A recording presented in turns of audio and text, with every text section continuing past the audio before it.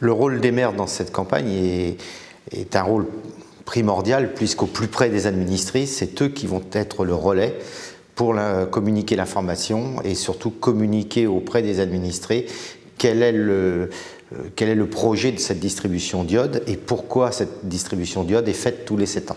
Donc c'est à nous de persévérer, de pousser les administrés à retirer leurs comprimés d'iode. Alors nous avons plusieurs possibilités pour être vecteurs d'une campagne de distribution d'iode. Nous avons bien sûr les réunions publiques qui vont être organisées avec l'ASN, la sûreté nucléaire, avec le préfet, sous l'autorité de monsieur le préfet du département.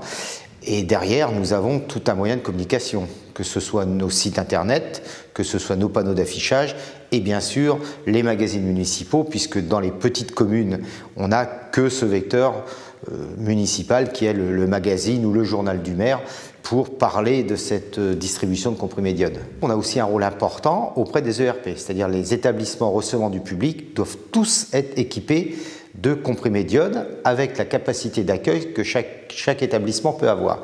C'est très important parce que moi-même, pour l'avoir vérifié sur ma commune, je me suis vite aperçu que certains ERP n'étaient pas équipés de comprimés d'iode. Donc les ERP, ça peut être les écoles, ça peut être les salles de spectacle, mais ça peut être aussi des salles de mariage qui sont privées.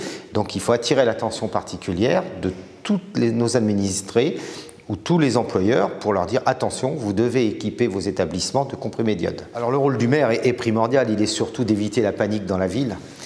Déjà les ordres sont clairs, nous travaillons sous l'autorité de monsieur le préfet qui nous envoie les ordres à partir de son PC de commandement en cas de crise. Pour ce qui est de la ville de Saint-Paul-Trois-Châteaux, nous avons un plan communal de sûreté et de sauvegarde.